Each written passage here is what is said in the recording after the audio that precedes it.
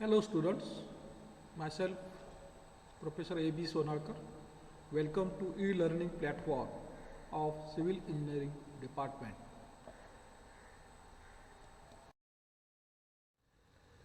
Last lecture we have studied the definition of contour, contour line, contour map, contour interval and horizontal equivalent. Then we have studied characteristics of contour. Today we are going to study methods of contouring.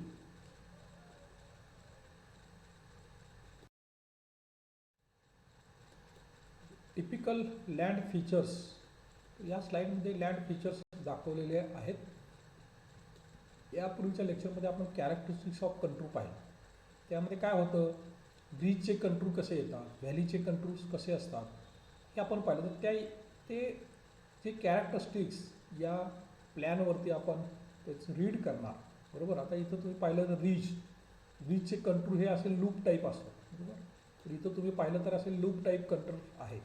त्याचप्रमाणे व्हॅलीचे सुद्धा contours इथं loop type आहेत. ही valley आहे. बरोबर. त्यानंतर summit म्हणजे इथं highest value आहे बघा. थोडक्यात काय, टेकडीसारखा भाग. इथं ही टेकडी आहे आणि हा टेकडीचा उतार इकडं आहे. त्याचप्रमाणे स्टीप स्लोप, इथं कंटूर्स अतिशय क्लोज आहेत. बरोबर. कंटूर अतिशय क्लोज आहेत म्हणजे तिथं काय आहे, स्टीप स्लोप आहे. आता शॅडल म्हणजेच काय, असे कंटूर्स लूप टाईप येतात चारी बाजूनं, त्याला आपण शॅडल म्हणणार. म्हणजेच काही तर टेकडीसारखा भाग असतो, इकडे टेकडी असते आणि मध्ये खोलगळ भाग असतो, तो इथं आहे. तर लूप टाईप चारी बाजून कंटूर्स आहेत. These are saddle. त्यानंतर जेंटल स्लोप. तर जेंटल म्हणजे कमी स्लोप असतो, तिथं कंटूर्स तुमचे असे पॅरल आणि साधारणपणे स्ट्रेट लाईनमध्ये जातात. तर इथं तुम्ही बघितलं तर कंटूरमधलं डिस्टन्स हे लांब आहे. हॉरिझॉन्टल इक्विव्हॅलंट म्हणजेच काय आहे, या जागेमध्ये जेंटल स्लोप आहे.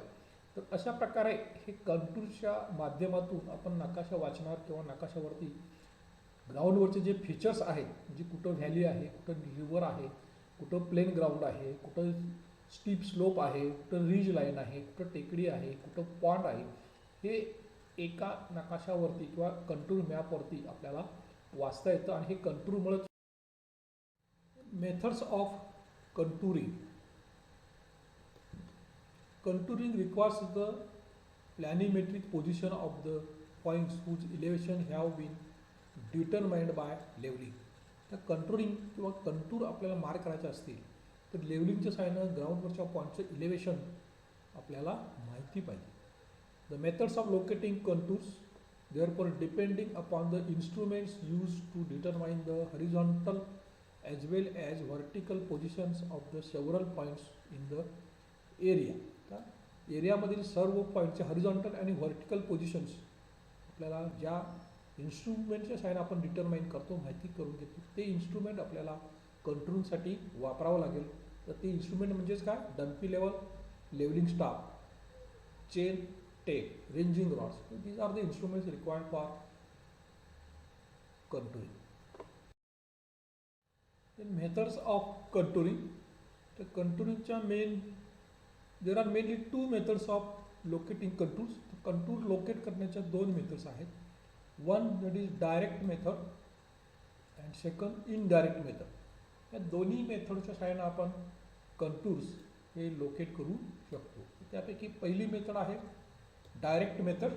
ते आपण डिटेलमध्ये पाहू. In this method the contours to be located directly traced in the field by locating and marking the number of points on each contour. प्रत्येक कंटूरचे पॉईंट्स आपण ग्राउंडवर डायरेक्ट मार्क करणार. बरोबर. तुम्ही इथं पाहिलं स्केचमध्ये तर इथं ही बेंचमार्क आहे.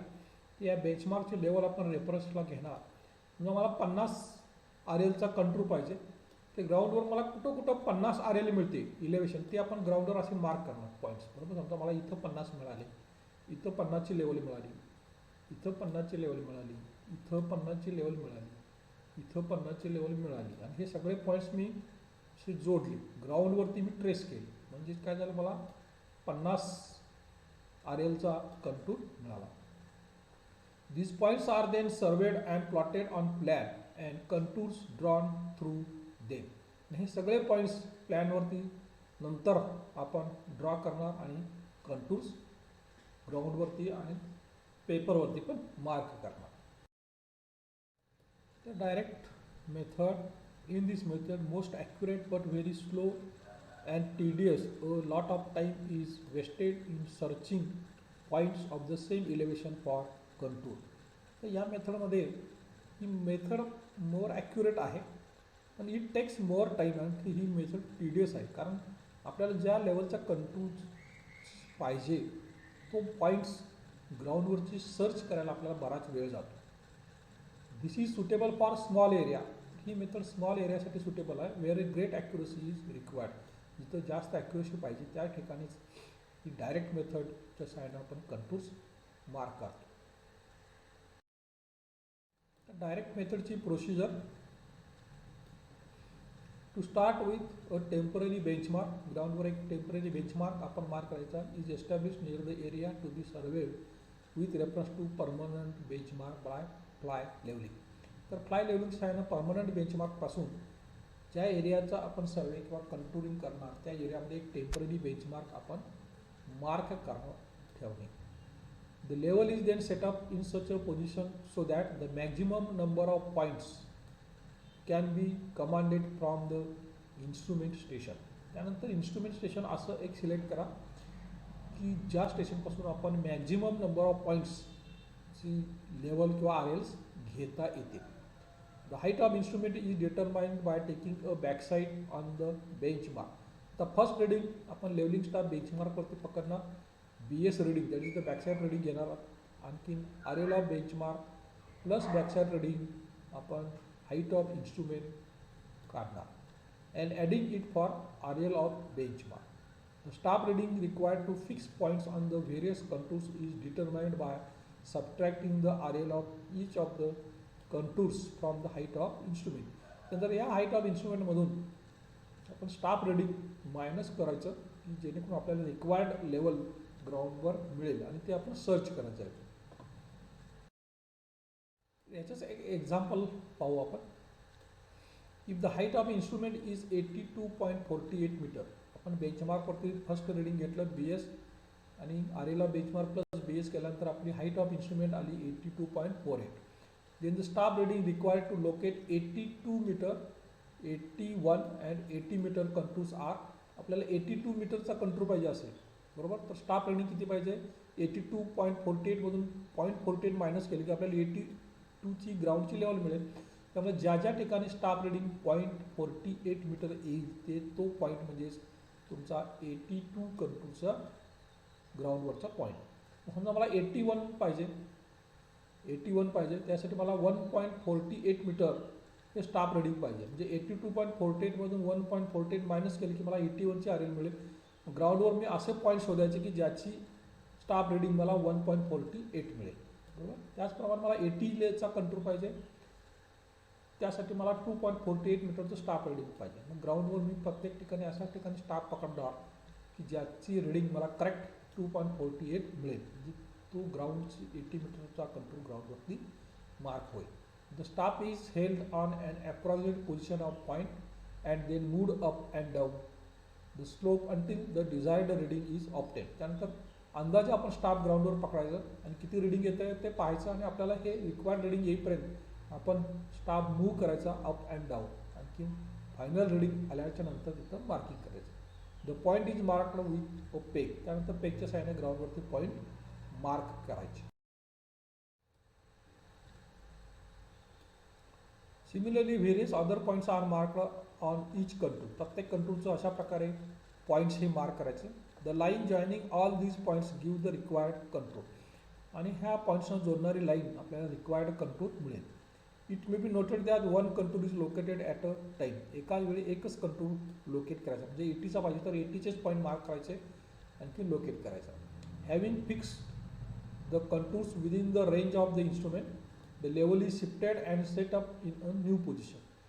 तर रेंजमध्ये जर पॉईंट येत नसतील तर इन्स्ट्रुमेंट तुम्ही शिफ्ट करायचं न्यू पोझिशन घ्यायची.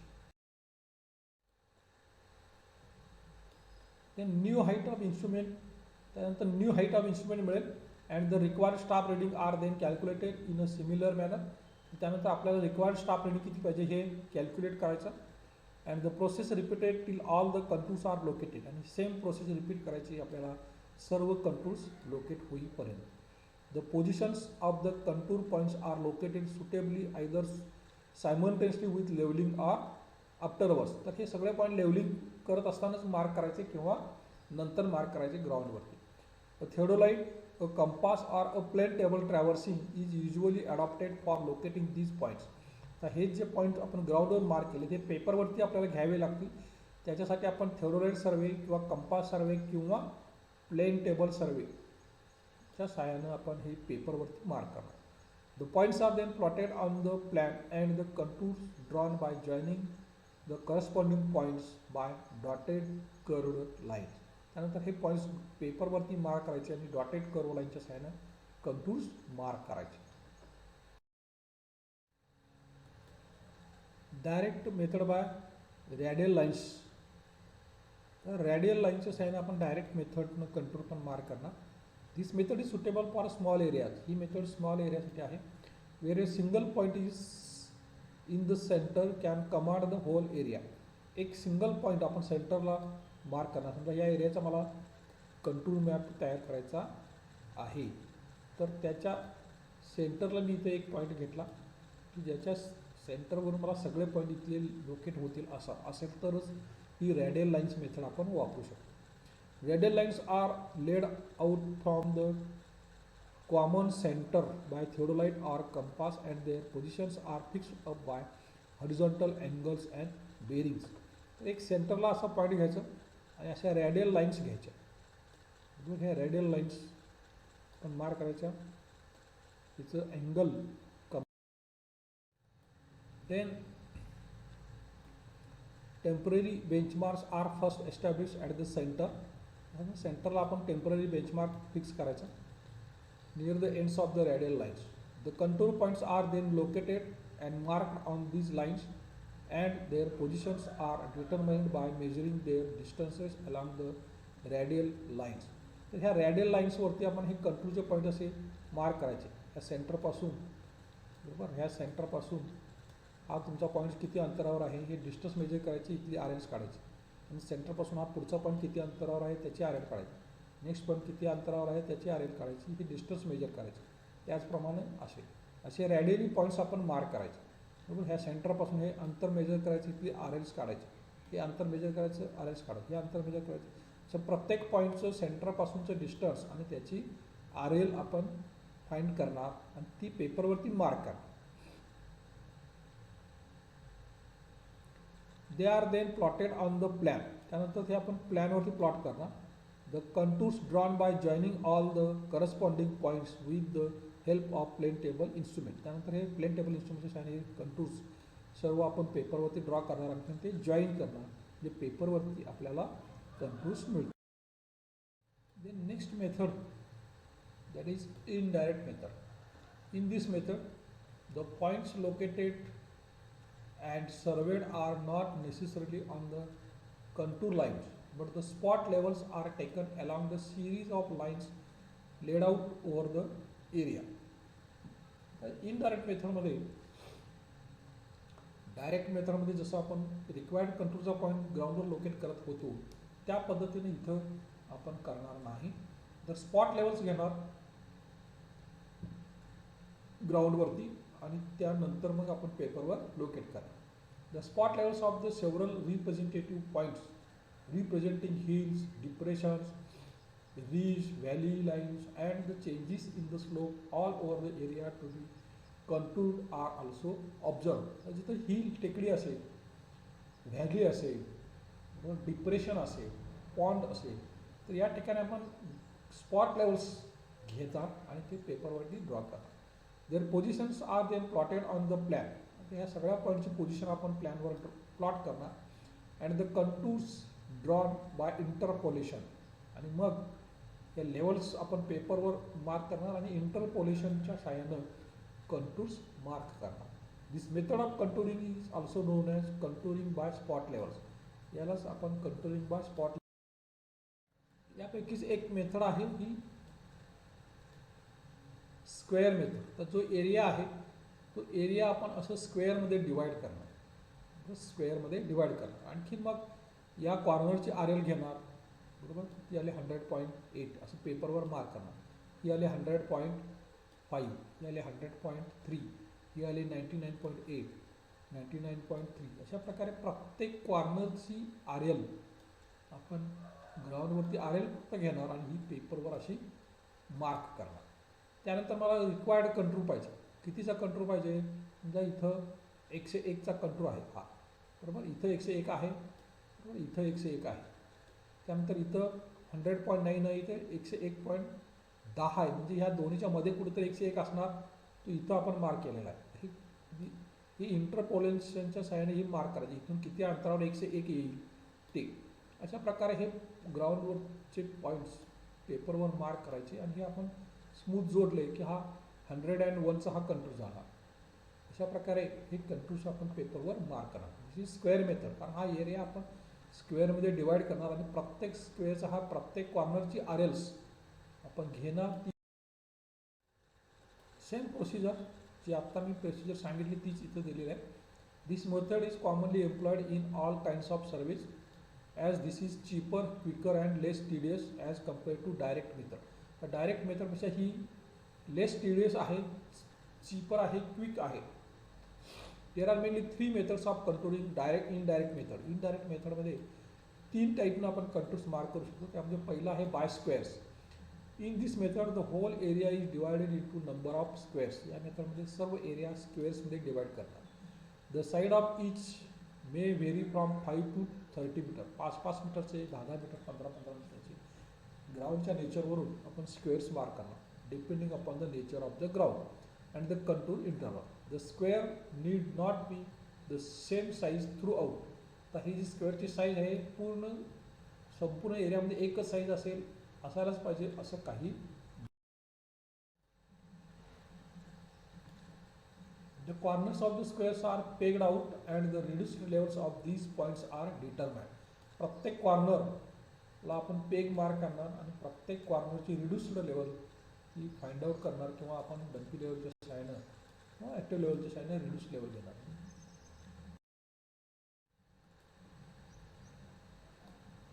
The important points within the squares may be taken when required and located by measurements from the corners. तर हे कॉर्नरची मेजरमेंट्स घेऊन आपण ते लोकेट करणार सगळे points. The squares are plotted and the reduced levels of the corners are return on the plan. तर पेपरवरती हे असे स्क्वेअर्स मार्क करायचे. आणखी ह्या रिड्यूस्ड लेवल्स प्रत्येक कॉर्नरची रिड्यूस्ड लेवल जी काय आलेली असेल ती आपण मार्क करणार.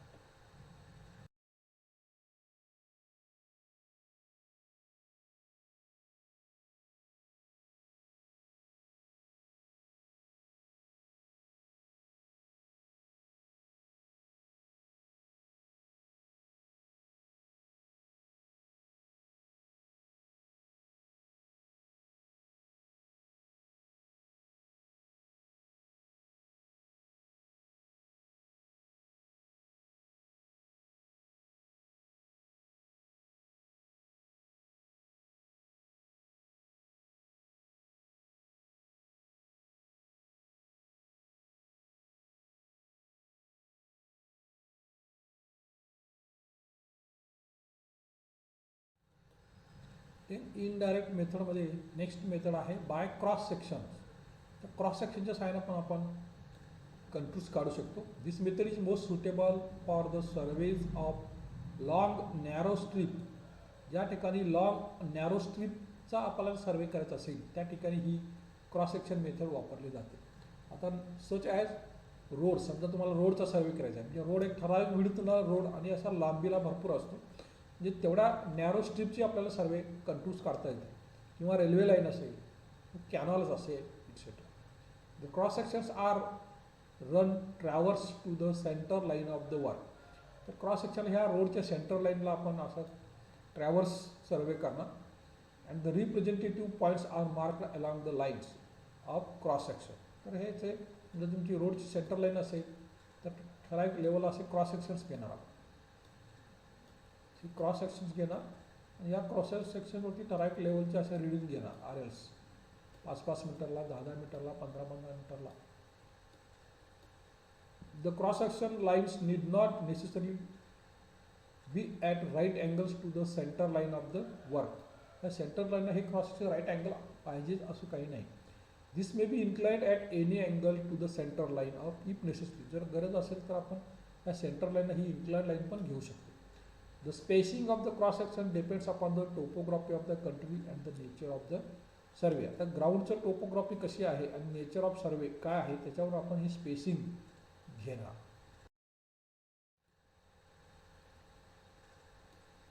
The common value is 20-30 metre in hilly country. तिथं हिली एरिया असेल तर 20-30 मीटरला आपण क्रॉस सेक्शन घेणार. And 100 metre in flat ground. Flat ground असेल कंट्री असेल तर 100 मीटरवर पण घेणार. The levels of the points along the section lines are plotted on the plan and the contours are then interpolated as usual as shown in figure. तर cross section हे सगळे plot करायचे, आणखी कंटूर्स इंटरपोलेशन मेथडनं आपण mark करायचे पेपरवर. Next indirect method आहे that is tacheometric method. तर tacheometric is transit थेरोलाइट.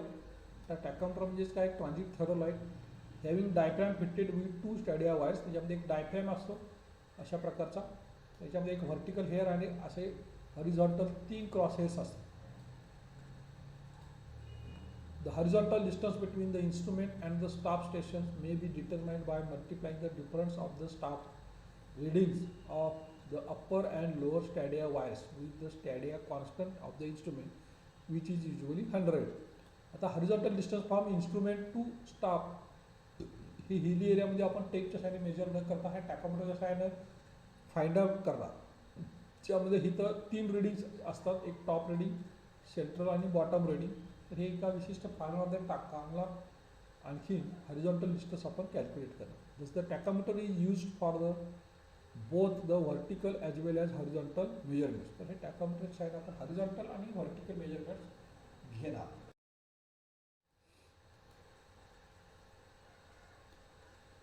This method most suitable in hilly areas. तर ही टॅकामेट्रिक मेथड जी आहे ही हिली एरियामध्ये सुटेबल आहे. which can be commanded by a tachometer is far more than those by a level, and thus the number of instruments setting are considerably reduced.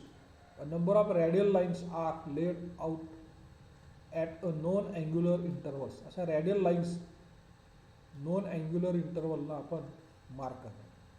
The representative points are marked by pegs. याच्यावरती आपल्याला पाहिजे ते points आपण mark करणार along these radial lines. The elevations and distances are then calculated and plotted on the plan, and the contour lines are then interpolated. The next important point, that is interpolation of contour. The interpolation च्या sign आपण contours पेपरवर mark करू. आता interpolation म्हणजे काय ते आपण पाहू. The process of spacing the contours proportionately between the plotted ground points is termed as interpolation of contours. म्हणजेच काय, ग्राउंडवरती तुमचे 2 पॉईंट्स असतील बरोबर. समजा हा पॉईंट आहे 100 मीटर आर एलचा आणि हा आहे 105 मीटरचा. तर याच्यामध्ये कुठंतरी 104 मीटर येईल बरोबर. हा पॉईंट आहे 100 मीटरचा आणि हा पॉईंट आहे 100.5. याच्यामध्ये कुठंतरी 104 येईल. तर हे कुठे येणार 104 या 100 पासून हे आपण कॅल्क्युलेट करणार. That is the interpolation. This becomes necessary in the case of indirect controlling as only the spot levels are taken in this method. आता इनडायरेक्ट मेथडमध्ये आपण काय करतो, स्पॉट लेवल्स घेतो. म्हणजे जसं मी इथं सांगितलं 100 आणि 105. तर त्या ठिकाणी आपल्याला इंटरपोलेशन करावं लागतं. while interpolation of contours, the ground between any 2 points is assumed to be uniformly sloping. आता या 2 ए आणि 100 आणि 105 याच्यामधले जे ग्राउंड आहे युनिफॉर्मली स्लोपिंग आहे असं आपण कन्सिडर केले जातं.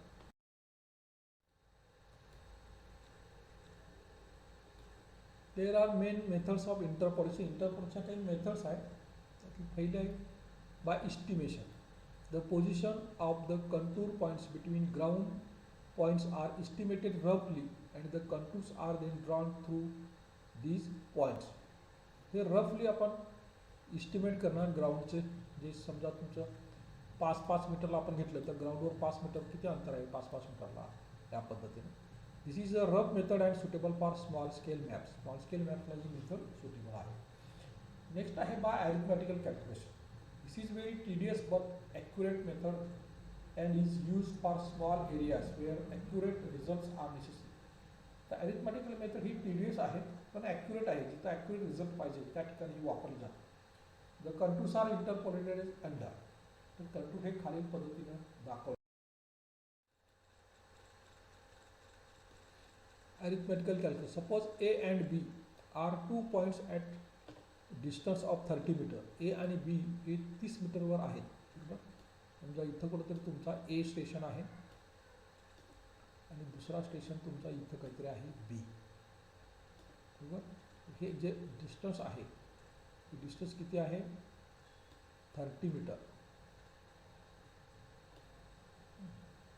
And 27.54 metre respectively. त्यांच्या रिड्यूस्ड लेवल दिलेले आहेत.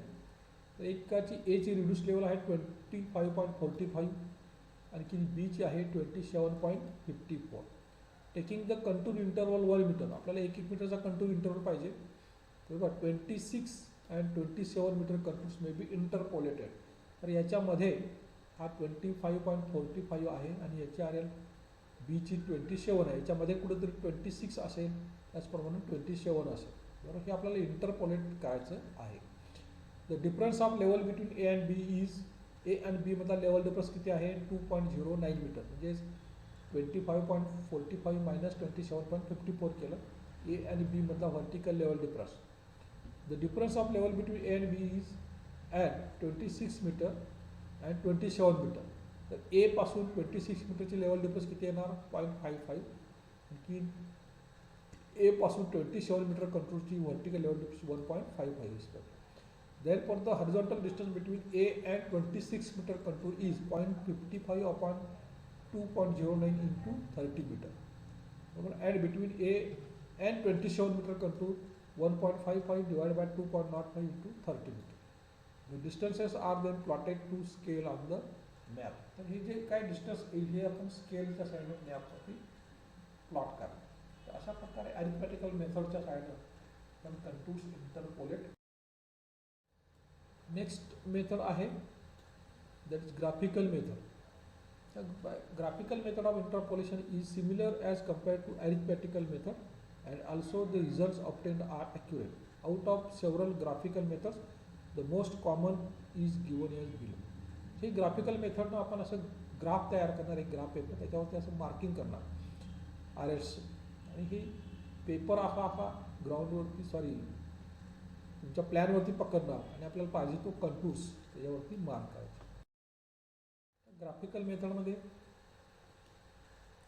As shown in figure, suppose the contour interval is 5 मीटरचं पाहिजे. Then on a piece of tracing cloth, tracing paper घ्यायचा.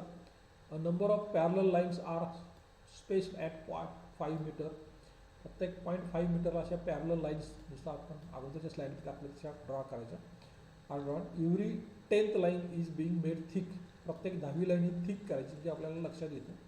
Suppose is required to interpolate contours between points A and B of elevation 51.5 and 62.5 metre respectively.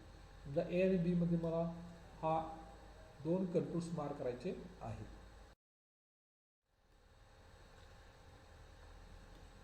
If the bottom line represents and elevation 50 metre, बॉटमची line 50 metre elevation देत असेल, then successive thick lines will represent 55, 60, 65 metre et cetera. या thick line आपण 5-5 मीटरला घेतलेल्या आहेत त्या काय दाखवणार, 50 बॉटमची लाईन असेल तर ती थिक लाईन 5 मीटर दाखवणार, 60 metre, 65 metre. Place the tracing cloth on that point A is on the third line of from the bottom. Point A आपल्या थर्ड लाईनला येईल बॉटमपासून. Now move the tracing cloth until B is on the 5th line. आणि tracing paper हा आपला तिरका move करायचा की बी point तुमचा 5th लाईनवरला A. The intersection of the thick line 1 and 2 representing the elevations of 55, 60 meter and the line AB gives the position of points on 55 and 60 meter contour respectively and are picked through on plan with a pin. हे point पिनच्या साईन आपण प्लॅनवरती mark करायचे नंतर ते जोडायचे. Next uses of contour. कंटूरचे काय यूज आहेत ते महत्त्वाचा पॉईंट आहे. First, contour map furnishes information regarding the features of the ground, whether it is flat, undulating and mountainous. Ground हे फ्लॅट आहे का अनड्युलेटिंग आहे किंवा माउंटेनियस एरिया आहे हे आपल्याला पेपरवरती एक कंटूरमुळं समजतं. नेक्स्ट आहे from the contour map sections may be easily drawn in any direction. त्या कंटूर मॅपमुळे आपण सेक्शन्स हे ड्रॉ करू शकतो. तिसरा आहे intervisibility between two ground points plotted on map can be ascertain. जर दोन पॉईंट्स आपल्याला इंटरव्हिजिबल नसतील तर कंटूरच्या माध्यमातून ते आपण प्लॉट करू शकतो. तिसरा आहे it enables an engineer to approximately select the most economical or suitable site for an engineering project such as road, railway, canal, pipeline. हे जर इंजिनिअरिंग प्रोजेक्ट्स आपल्याला करायचे असतील त्याच्यासाठी सुटेबल साईट कुठली आहे, रोडसाठी कुठली सुटेबल साईट आहे किंवा रेल्वे लाईनसाठी कुठली सुटेबल साईट आहे, कॅनॉलसाठी कुठली सुटेबल साईट आहे हे आपण ऑन पेपर कंटूर मॅपच्या सहाय्यानं सांगू शकतो. नेक्स्ट आहे route for a given grade can be traced on the map. दिलेल्या ग्रेडला आपण रूट पेपरवरती मार्क करू शकतो किंवा ट्रेस करू शकतो. नेक्स्ट यूज आहे catchment area and capacity of reservoir. रिझर्वायरची कॅचमेंट एरिया किती आहे किंवा रिझर्वायरमध्ये पाणी कुठून कुठून येतं स्टोअर व्हायला तो कॅचमेंट एरिया आपण कंटूरच्या माध्यमातून मार्क करू शकतो. त्याचप्रमाणे एखादा रिझर्वायर असेल तर त्याची कॅपॅसिटी किती आहे हे पण काढू शकतो. तर नेक्स्ट आहे contour map may be use to determine the quantities of earthwork. अर्थवर्कच्या क्वांटिटीज काढण्यासाठी पण कंटूर मॅपचा वापर केला जातो. मित्रांनो या ठिकाणी आपला युनिट नंबर 5 संपलेलं आहे. थँक्यू.